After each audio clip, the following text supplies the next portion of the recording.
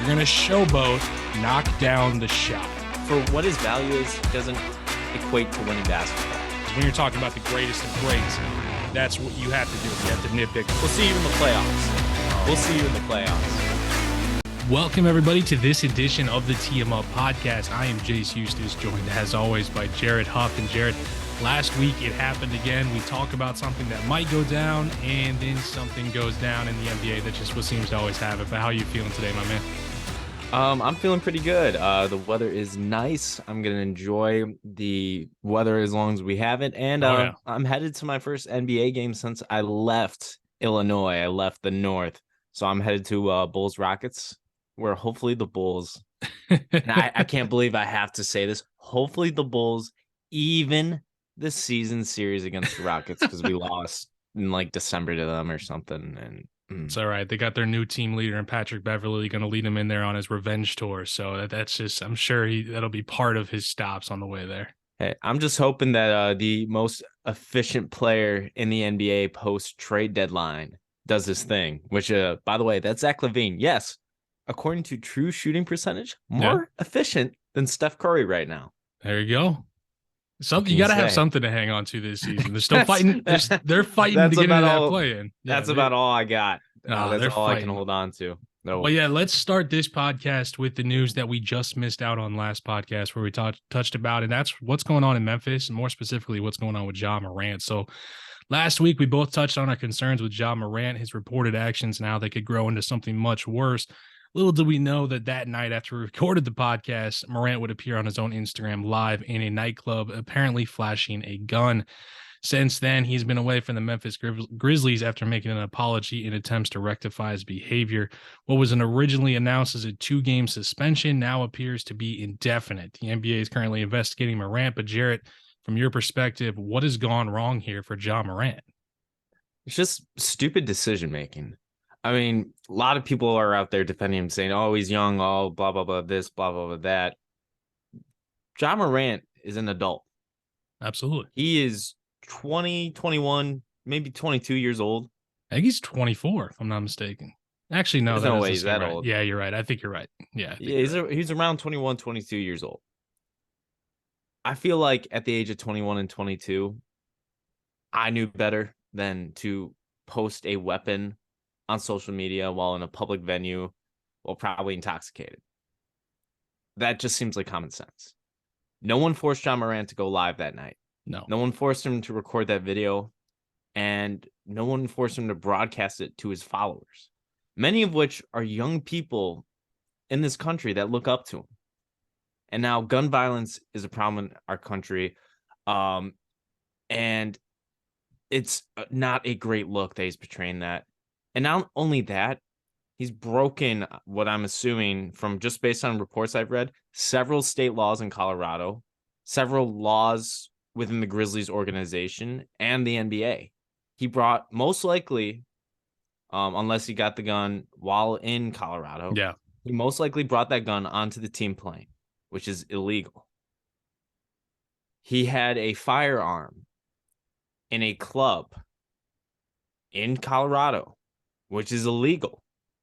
So not only is he facing potential discipline from the NBA, he's facing potential discipline from the law, all because of some stupid actions he took.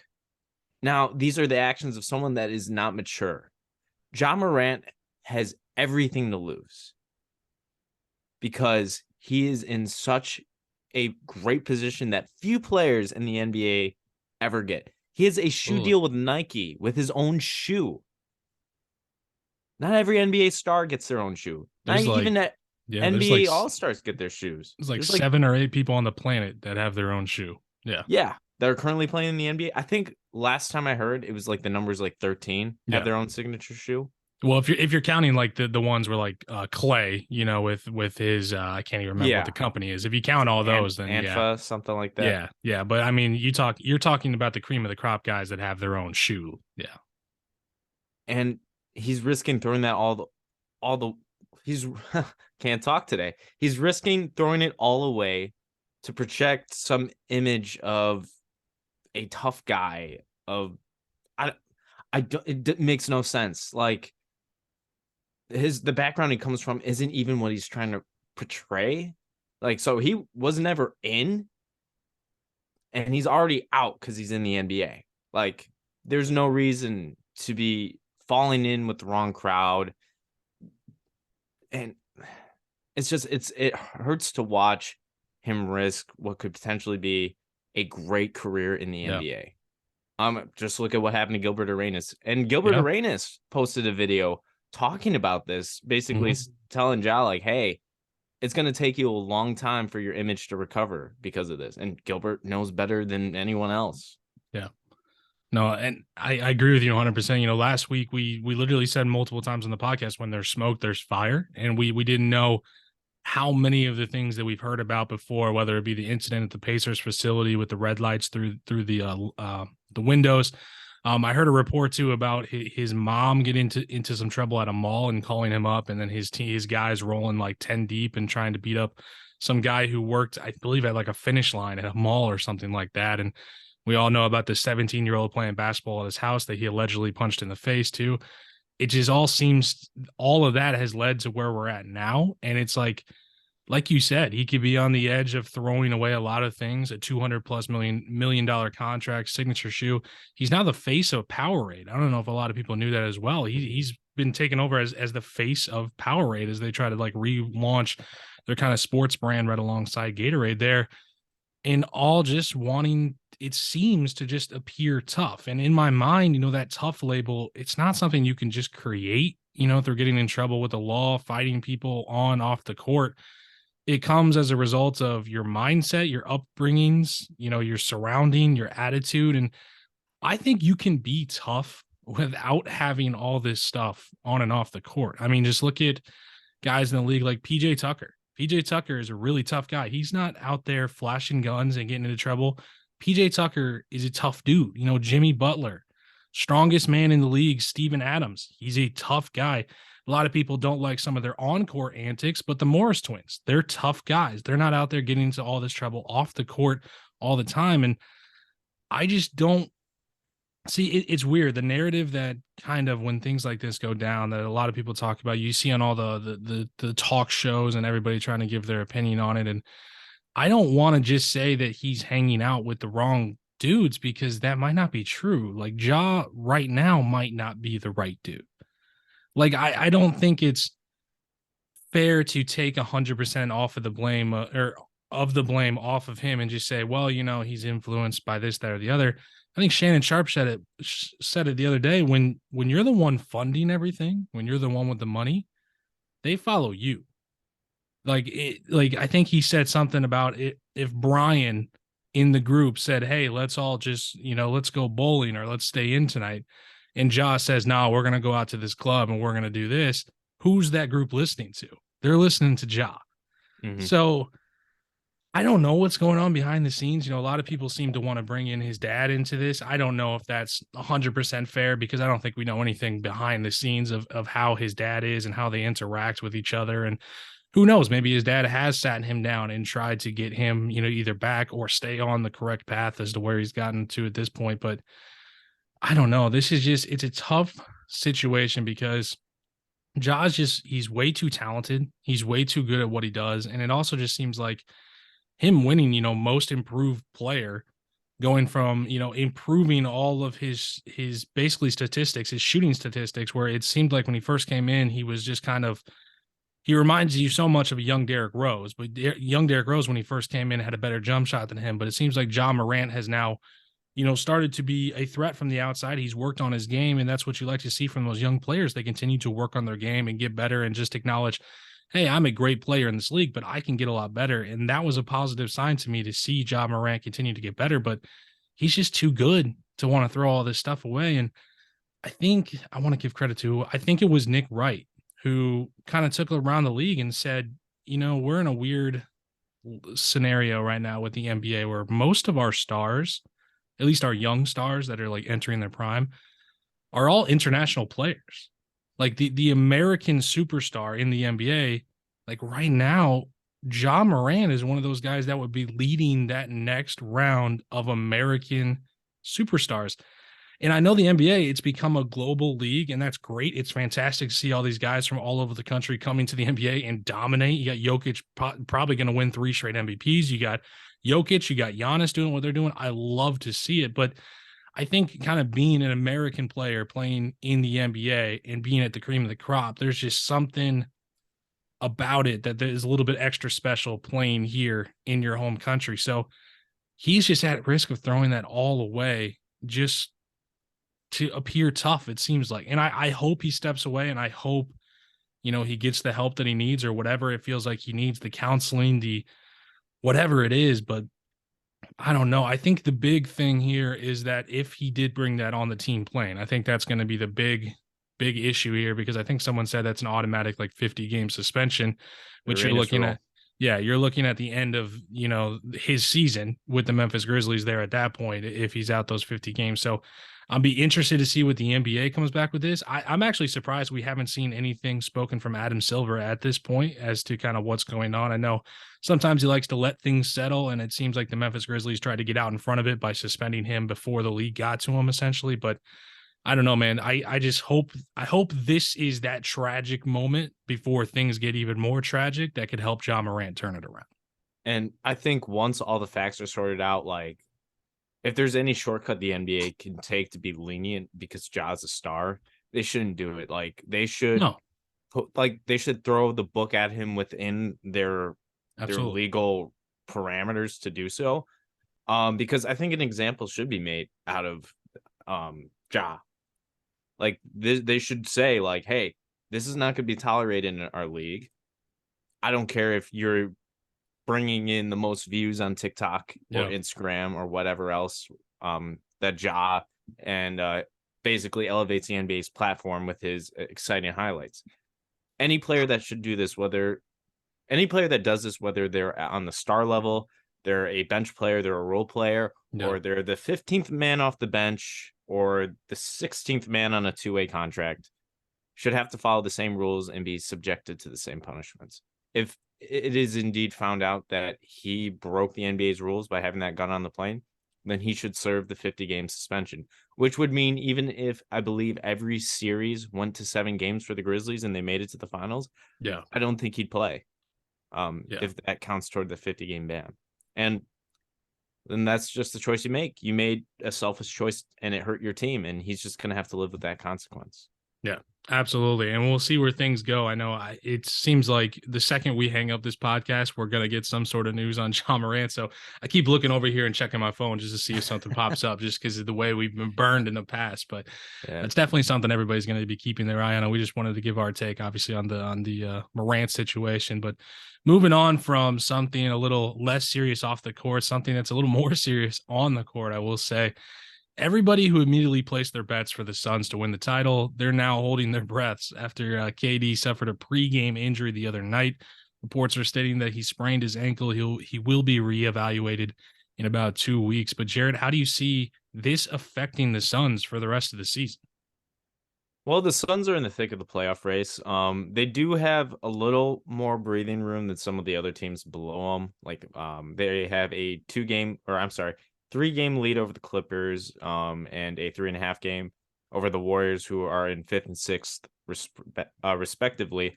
So basically, they're just trying to hold on and fight for home court advantage, and if possible, maybe leapfrog the Grizzlies and Kings for that second position in the West. It's going to be a lot harder to do without KD, even though you could say, well, yeah, they haven't had KD all season, so Chris Paul and Devin Booker are healthy now. They should be fine. Yes, but you have to remember, Mikal Bridges and Cam Johnson were still on the team. Absolutely. So this leaves the Suns' depth pretty shorthanded, which at times this season we've thought was shorthanded to begin with, even before the KD trade. So it's going to be interesting to see how the Suns, if they can stave off the teams fighting below them, because any team can jump from like 10th to 4th with a couple really good, 100% of really good weeks behind them. So I think the Suns will be fine, because Clippers have been so inconsistent as of late. The Warriors have been also on the road. Because if you look at the last 10 games, for the teams 4 through 8. The Suns are 7-3. That's the best record through the last 10 games. Yeah. The Clippers are 4-6. Warriors are 5-5. Timberwolves are 5-5. And the Dallas Mavericks in 8th are 3-7. Don't forget about the Lakers right there, 7-3 too. They're Well, looming. They're looming. Yeah.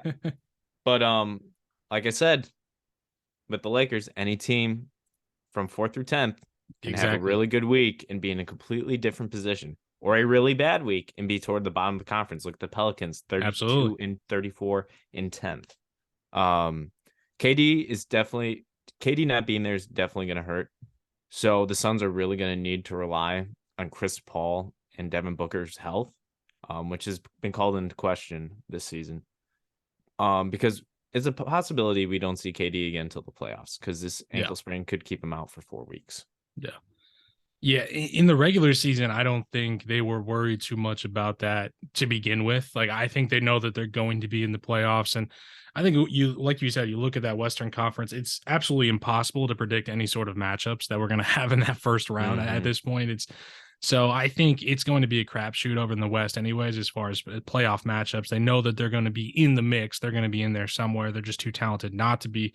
But I think what this could do is this could really affect the ceiling for the Phoenix Suns. I mean, you look at, obviously, when you make a trade for Kevin Durant, you are saying we are going for an NBA title. Like, you don't make a move like that unless you are planning on playing in the NBA Finals and hopefully hoisting the Larry O'Brien trophy. I mean, that's the way that you have to look at it. And on paper, they should be the title favorites. But let's be honest, KD's been a title favorite on paper before. This has happened before. Is him, the team going into the regular season, it looked like they should be in the mix and they should win the title. And the Suns are great when they're all there, but we got to be honest about them at this point in their career. Alongside the Lakers and the Clippers, they are the team that you should be worried most about the injuries with. Obviously, we know about the Lakers. We say it all the time, barring health, when LeBron gets back, if AD stays healthy, and it seems like every single game you watch the Lakers, AD's taking a couple falls where you're just like, is that the one? Is that the one that's knocking him out the rest of the season? Clippers, same thing. Kawhi, you can never trust him. Paul George is a little bit more, he's the last couple seasons, he's been on the court a lot more, but still, Paul George, he's got a big injury history as well, where one of those guys go down and they could be looking at the end of their season. But since his Achilles injury, KD, he's missed about as many games as he's played in the NBA. He continues to have these lower body, tweaks and sprains. When he's on the court, he's great. Don't get me wrong. He's one of the best players in the league. Some people still argue when he's on the court, he is the best player in the league. I don't think he's number one. He's fantastic. In this season, when he's been out there, he's improved his defensive play as well. He has been, I would say, an above average to really good defender this season when he's been on the court. I think Father Time has caught up to Chris Paul at this point. I think he's no longer at the point where he used to be, where he can still be a great facilitator, but he is no longer a must guard scoring threat as well. And that's kind of, when we looked at this move, we really liked it because we're like, oh, Chris Paul can just he'll move the rock around. That's what he'll continue to do. He doesn't need to score, and that's great. And he's not going to give you a lot of points on any given night anymore. But I worry with Chris Paul playing all those games at the age that he's at. We say the same thing. He's the same age, I believe, as LeBron, if I'm not mistaken. I believe they're both 38 years old. So they get up there and all of a sudden, a hamstring or something like that tightens up, and it takes a lot longer for you to recover from those injuries at that age. So I think in D-Book, he already missed a month this season as well. I believe he missed a month last season. So you never know. He doesn't have a perfectly, clean injury history as well. So this postseason is long. Guys, they're going to get hurt. They're going to get banged up. We see it all the time. The refs swallow the whistle. You play a little bit more physical in the playoffs.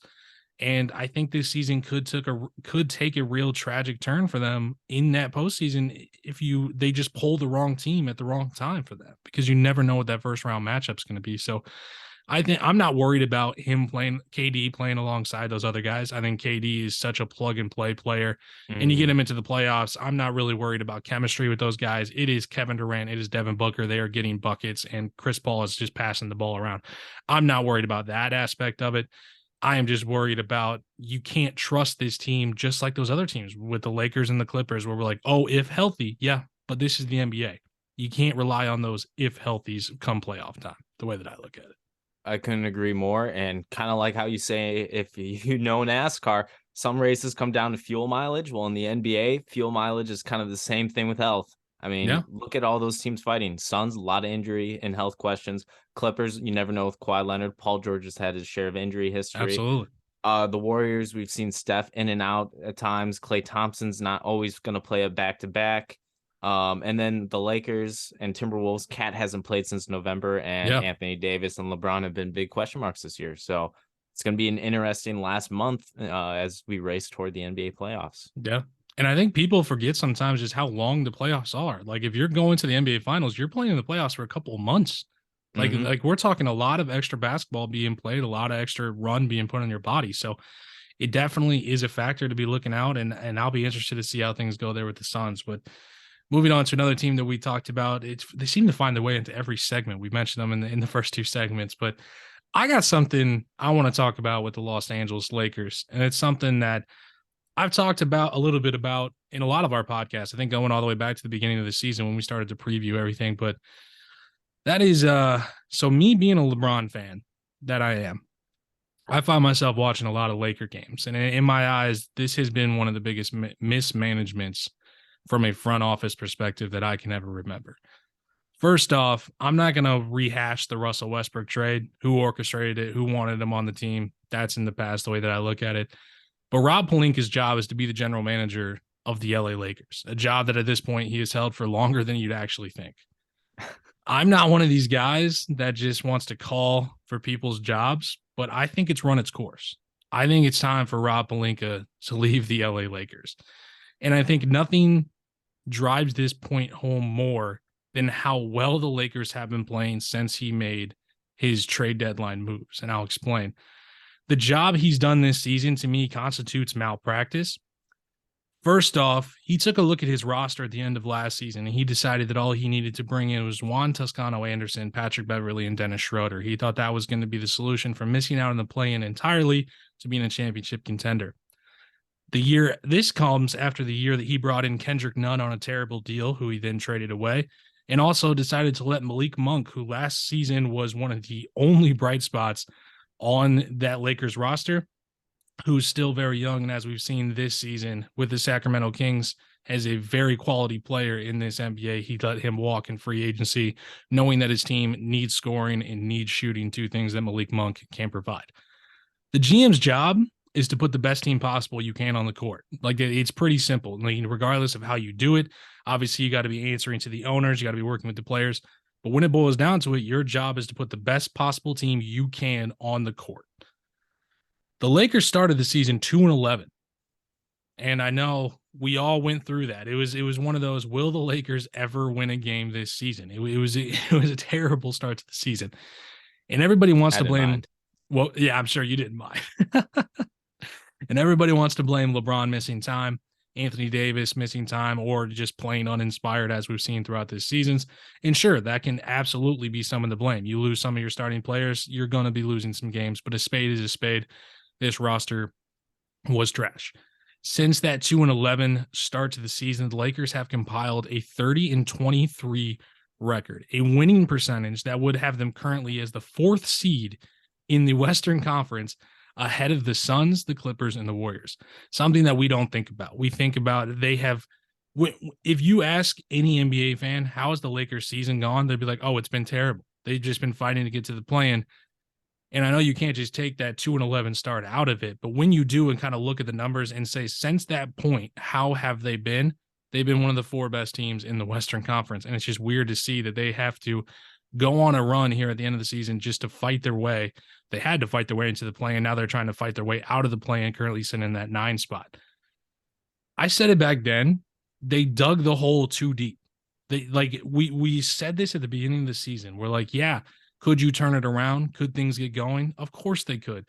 Could you make moves that can improve your team? They did that, but they dug the hole too deep. And Pelinka, he's the one who was out there with the shovel.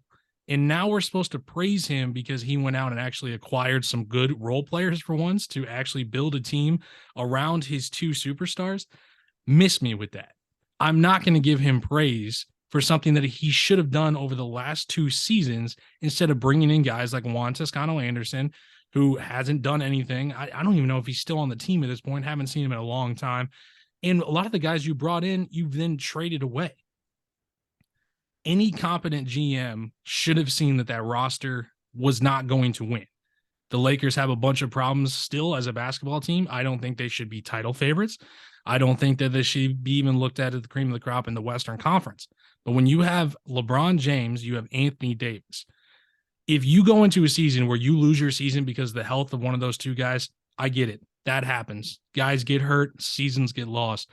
But to me, your job is to put that team together. You did not do your job. And you consistently in the media pointed the blame at LeBron.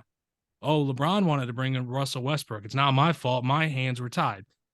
LeBron might have pushed for that. You signed it. Like, I get it. You know, it's LeBron. But at the end of the day, you built that team. They have a lot of problems, but the way that I look at it right now, the biggest one that they still have is Rob Pelinka. And I talked about this all season. I'm just so sick. It's the front office of the Los Angeles Lakers. We've made arguments in the past. We've talked about how bad Sacramento has been. The Lakers might be the worst run front office, worst run franchise in the NBA right now. And they're just being pulled by their bootstraps by LeBron and Anthony Davis at this point. So I had to get that off my chest about Rob Pelinka in that front office, man. It's been ridiculous. I'm also going to add in that Juan Toscano-Anderson is currently in Salt Lake City. Is he? Okay. He was part of that 3-team trade. I didn't even know that. Westbrook to Utah. That shows. That shows. He hasn't been an impact player, so, and he wasn't even an impact player in the last place he was. So, man. But yeah, I mean, I don't know if I'd go as far to say that the Lakers are the worst run organization in the NBA, because I think a lot of teams could throw their hat in the ring. Specifically the Knicks up until this season, it seems like they've turned stuff around, but we've never seen the Knicks really have two consistently good seasons in a row. So I'm going to hold off on praising the Knicks. Shout out Tom Thibodeau, though. Shout out Tom Thibodeau. Yeah, playing Emmanuel quickly 55 minutes in a double overtime game and saying, what are you, the minutes bully? Well, I think Luol Deng and Jimmy Butler were breaking like NBA records in terms of minute play. One of them had like 60 minutes in a game once. I just can't believe you play a double overtime game and you're playing like you're 7 guys. I'm like, man, jeez. You could also throw the Sacramento Kings into the ring, even though it seems like I said, they haven't made the playoffs since 2006, and they're technically not locked in yet. So yeah, they're making just wait. They're making. I mean, they probably are, but you could throw them in there. You could throw my Chicago Bulls in there, because I'm not even convinced now that AK which is Arturas Karnisovas, for those who don't know who AK is. He is the vice president of basketball operations that replaced John Paxson. We're not convinced that he's good, and we know about ownership already. I mean, come on. Even the White Sox fans, those baseball listeners, like, I'm sorry, White Sox are catching strays. Go Cubs. Absolutely. They're just, it's the Reinsdorf just can't run an organization because they're satisfied with 6 Bulls championships, I guess. Something like that. But the problem with the Lakers is ever since, which it worked in the 80s and the 90s and early 2000s, the Lakers have always run their organization like a family business. Still do. And they still do. They bring up a lot of former players, former coaches, people close to those in terms of like close personal relationships. Like Rob Pelinka never had a job in NBA management. He was Kobe's agent. Great agent. But was he really qualified to be the GM? Especially the GM of a team that has LeBron James. If you're going to have LeBron James on your roster, I feel like it's very important to have strong front office personnel with a lot of NBA experience, whether it's just years spent in the league with successful teams or winning championships. That's why I think Pat Riley was the perfect head of basketball operations for a franchise LeBron James was at, because Pat Riley is not afraid to say, yeah, I see this as your guy. I see this as a clutch client, or I see this as one of your friends, but no, I'm not going to bring him in. And that might have alienated LeBron to where it made it easier for him to go back to Cleveland. But at the end of the day, Pat Riley was looking out for what was best for the Miami Heat. I think the Lakers, as long as LeBron James is there, needs another GM with NBA experience that has no prior relationship to the Los Angeles Lakers to come in and not be afraid to say to LeBron and other star players, no, because even though it's probably not what they want to hear, I think it would do both parties some good. Yeah. I agree with you, man. I agree with you 100%. And it's been frustrating to watch from the Lakers' perspective, and just to see how things have gone. And I don't know. I fear that everybody, or I guess not everybody, I fear Genie Bus is going to just look at this season now, and they're going to be like, well, Rob Pelinka went out and made the moves that saved our season, because if they get into the playoffs and they do whatever. And to me, that doesn't absolve you of the decisions you've made over the last 2 years, where you put yourself in a situation where you needed this type of trade deadline. And the way I look at it, the best trade that you made, the trade to go out there and get D'Lo, get Malik Beasley, get Jared Vanderbilt, seems like you could have made that trade in the offseason. Like why? Because the Timberwolves aren't just saying, "Hey, we're done with the season." The Timberwolves right now are ahead of you in the standings, where it's like you could have went to the Timberwolves and made this type of trade before. And to me, it just seems like you didn't do your job, and then you had to try to do this miracle to save it. And who knows? It might have saved it, but I still don't think that absolves you from what you've done and the signings that you made over the last 2 seasons. So Also, no, go ahead. I was done. I was going to say your earlier talking point also kind of put to bed another debate in the NBA where people are saying, oh, shorten the season because NBA regular season games don't matter. Mhm. Well, based off what you said and based off how the Lakers have played, it's very clear that even early on in those first early weeks in October and November, Yeah, every game does matter because look at the absolutely. Western Conference right now. Keep Absolutely. the 82-game season. Don't screw up with NBA history and statistics. Leave it alone. Yeah, no that will mid-season screw up. tournament. Yeah. Yeah, that'll be weird. Yeah. Let's move on to our next topic here. We'll have a couple more minutes before I have to take a quick break, and we'll run through these. We want to talk about Sacramento, man. What is the ceiling for the Sacramento Kings? Currently 39-26, second in that Western Conference. I know your last season on this podcast, and even at the beginning of this season, you had some takes about the Sacramento Kings, and they've come out. They have taken your words to heart, and they are putting on some some good basketball shows. So, what do you make of the ceiling of the Sacramento Kings this year? Well, I do have to say I was wrong early in the season of where I thought the Kings would be, but I stand by my initial takes in terms of the information I had to go based off. Absolutely. We've never seen De'Aaron Fox as a winning player. Nope. Domantas Sabonis has been a fine player, but those Pacer teams were never all that good. To where they're always at the bottom of the Eastern Conference, especially in the post-healthy Victor Oladipo years. Yep. And it was just a collection of a lot of players that are good players, but like they had never been like role players on extremely successful teams. Malik Monk has always been a question mark for most of his career. As we saw, he was underwhelming with the Hornets. Kevin Huerter, very nice player, but he's just a shooter at that time.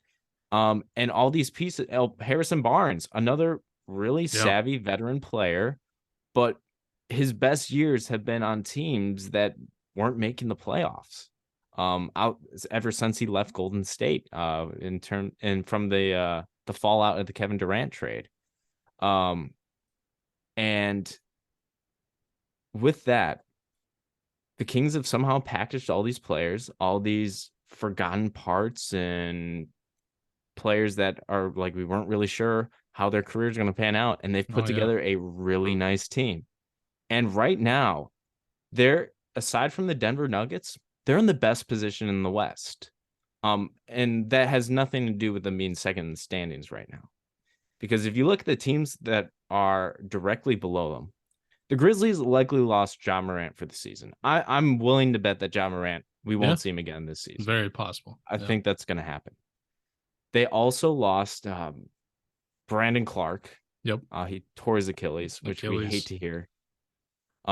So he's going to be out possibly through next season. We might not see him till 2024, 2024's fall for the 2024-25 NBA season. It's very possible. Yeah.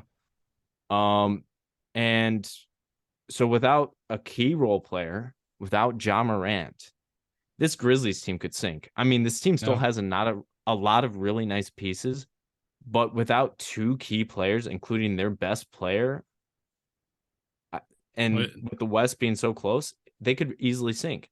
Yeah. Steven Adams is still banged up too. Steven Adams. He should be returning soon, but I don't think Steven Adams is enough to. No. But it's just another guy. It's more rebounding that they're missing.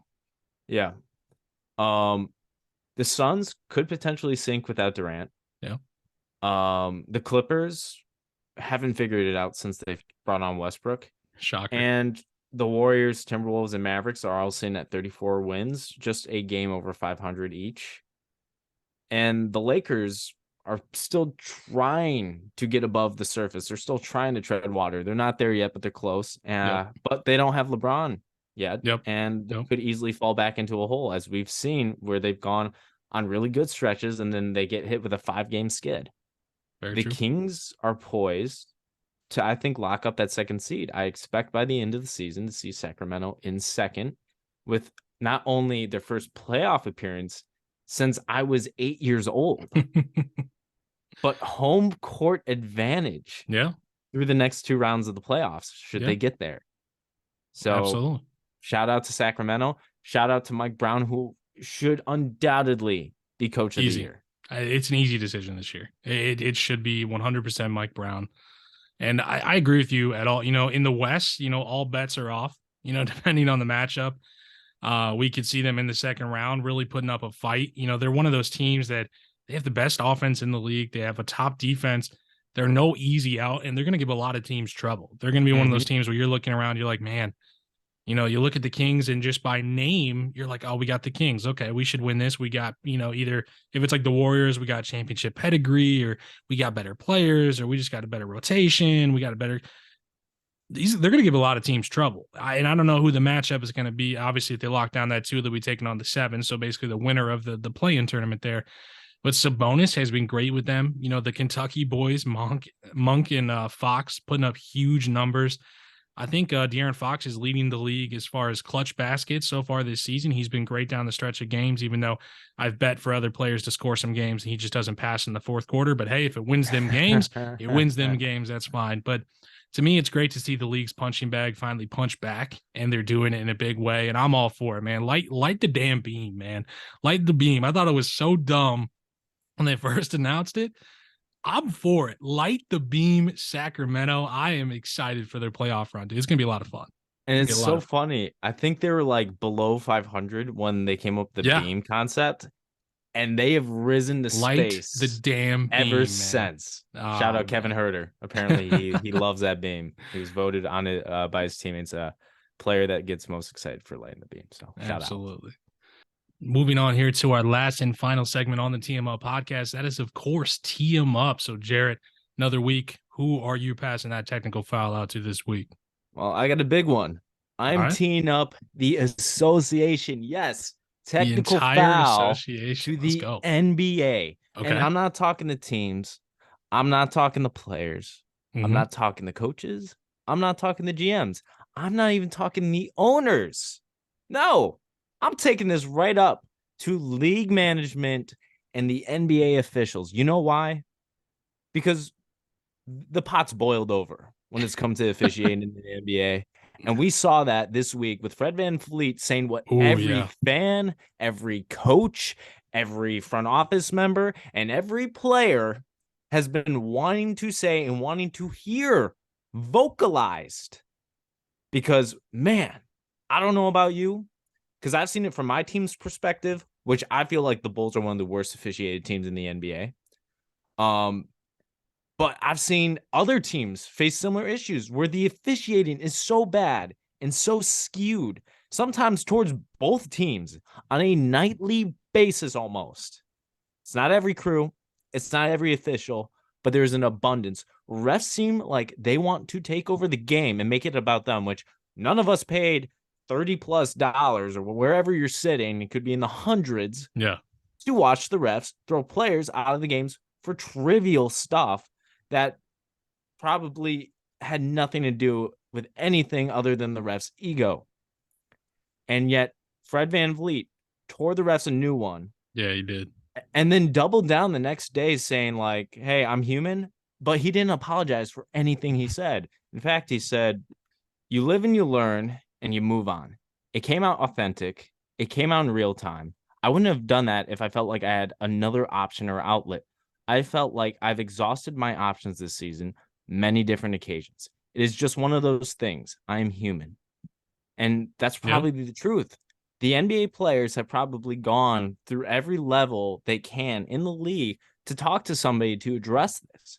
And we've not seen the NBA take any action against the refs in terms of having consequences for bad calls, favored calling, and just downright egotistical management of games. The NBA is so worried about players with load management and not being on courts, which is a real issue that I also champion needs to be addressed in the next CBA. But they're not addressing enough when players, when they are available, are getting removed from the court, like Scotty Barnes a couple nights ago. Yeah, that was for crazy. Seemingly no reason with Scott Foster. Getting removed from the court when they are there to play. You can't have it both ways. The players should be on the court when they're healthy, and they should be on the court instead of getting thrown out because, for whatever reason, the ref took offense to something that was probably said under their breath to themselves. Yeah. Let's be honest now. Well, that's what Scotty Barnes said. He said, I was talking to myself. He's like, I was mad at myself. Like, oh, man. The NBA has gone through great lengths to remove emotion from the game. Yep. No excessive celebrating. You can't Sean Kemp point at Alton Lister, who you just dunked and knocked to the ground anymore. Can't do anything. That's gone, which the fans love that.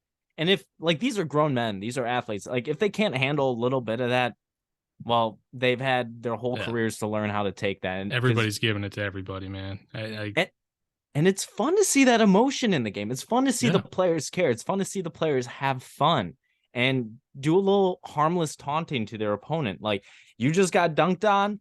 Maybe you do deserve the finger wag or the finger point. Come on now. Or the too little, or the, something like that. Absolutely. Rock the baby, rock the guitar. Absolutely. And now if a player gets upset, and rightfully so, as I've seen many times, like, let me tell you, I'm the biggest champion for Zach LaVine getting more foul calls because that man gets hacked going to the rim every time. Nary a call ever. And he lets the refs know, and he gets teched for that often. I'll sign your position on that, or your petition on that. Let's just add LeBron James to that list too, because he gets hacked like crazy as well. Well, we saw in that Celtics game where he did get hacked, and we saw which I have to say, that reaction was an all-timer of all reactions. But LeBron was right to be mad. And like what you said, make fun of it. People made fun of it. People want to see people want to see NBA players wanting to win and having the passion and caring about winning a regular season game. He wanted to win, and he had a chance to do it if they would have called that foul. Yeah. And the best part is now, because of what Fred VanVleet says, players have come to back him up. Marcus Smart in an interview the other night was going to say, yeah, I agree with what Fred VanVleet says. I'm going to let him do all the talking, but he's got the money to pay for it. So, and more players are going to come out and agree with that. Stephen A. Smith on First Take was agreeing. Like, media members are now commenting on this and agreeing with the players. Yeah. So if First Take, which is the biggest show on one of the NBA's biggest, essentially funders when it comes to the TV rights deal, it's TNT and ESPN. Those are 1 and 2. Yep. If the biggest show on ESPN is saying you have a problem, the people that are paying you to allow these contracts to be so high, to allow your salaries to be so high, if the fans on social media every night are complaining and it's ruining your product, shouldn't you come out with a bigger statement or something where it's like, yes, we understand and see your concerns.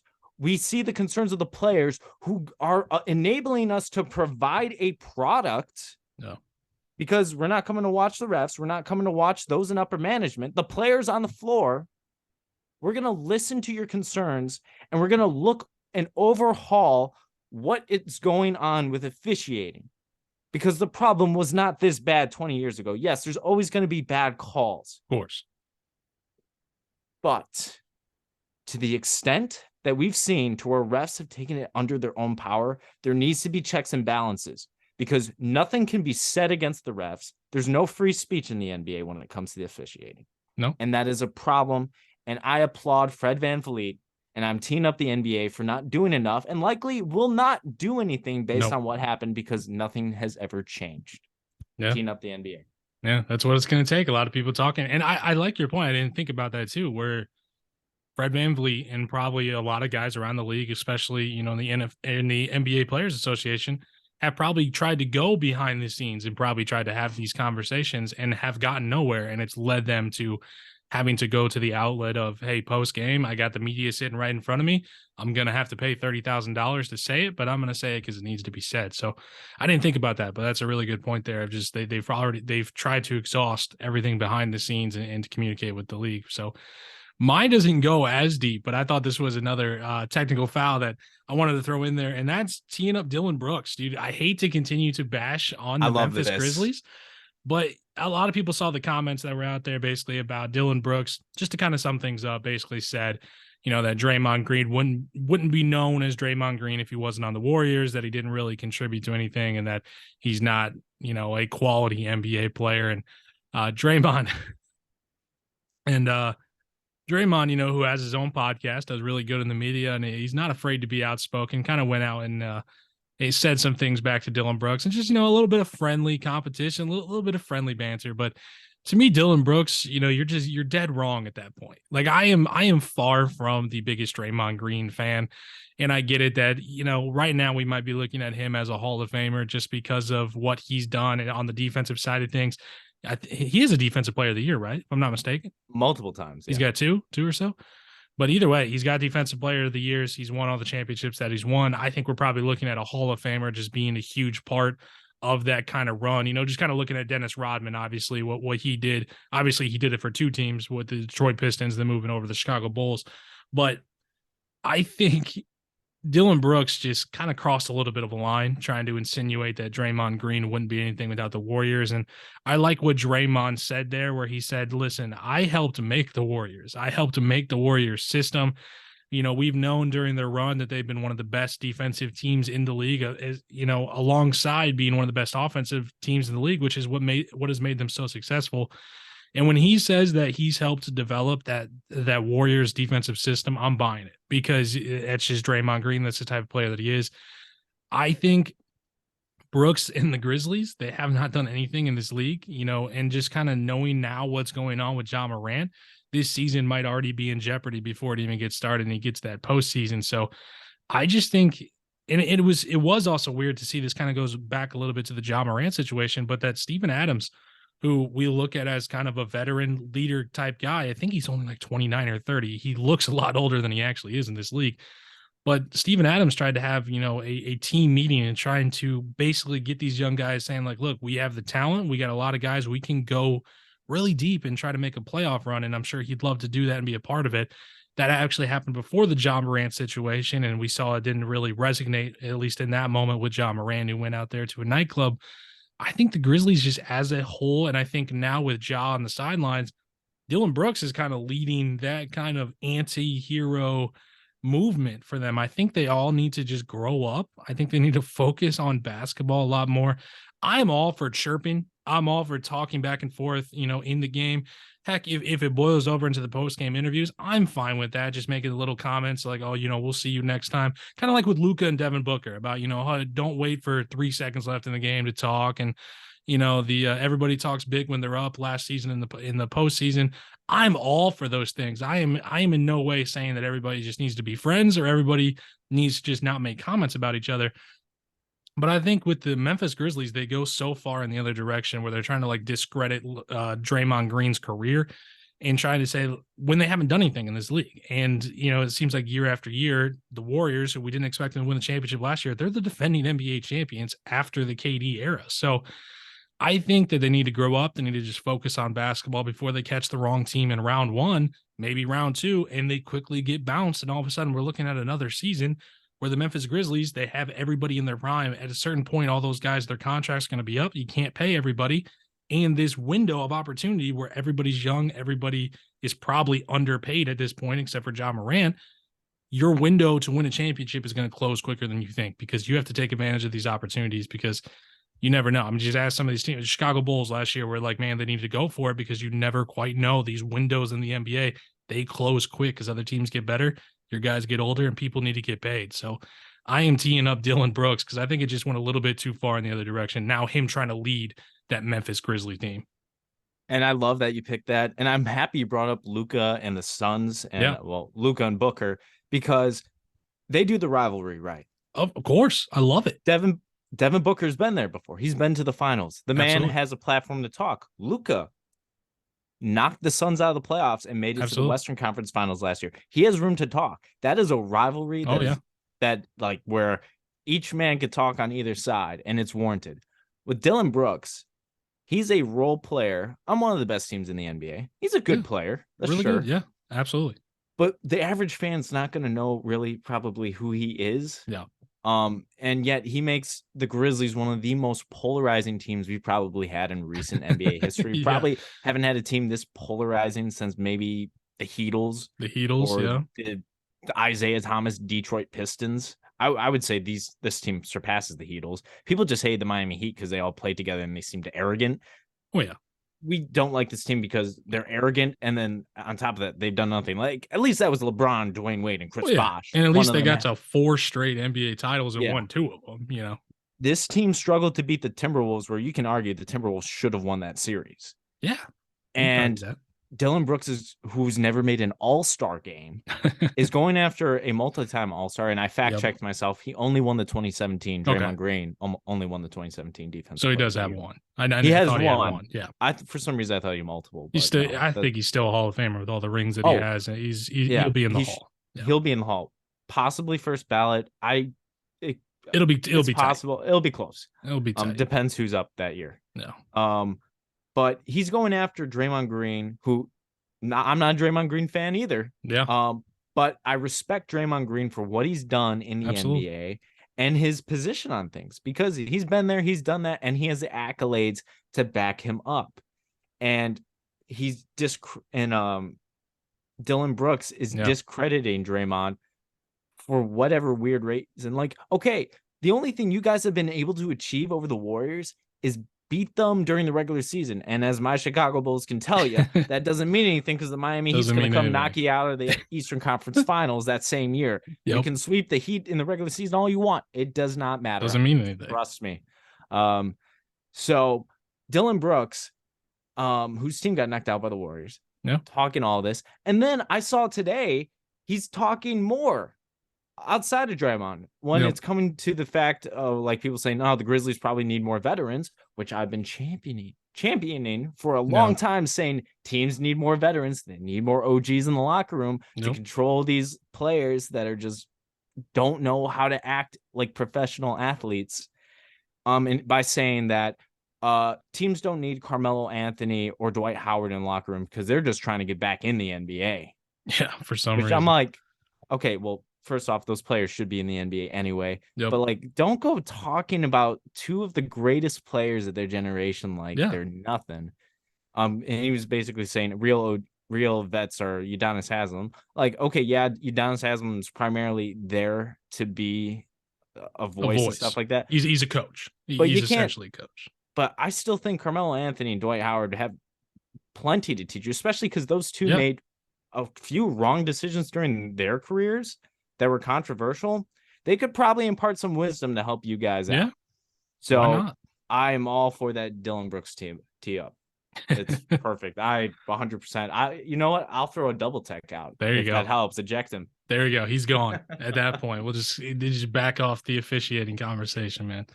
This was a lot of fun. This was a fun podcast. We want to thank you guys all for listening along, following along on all of our social media platforms throughout the week for fun NBA content. I believe over this last week, we hit 18K on TikTok. So continuing to grow on there. Next stop is 20K. So it's amazing to see. We appreciate each and every one of you guys for following along and doing what you guys do. So having a lot of fun doing the podcast. This was a good one. We'll be sure to catch you guys next week as well. And remember, light the beam. Light that beam, man.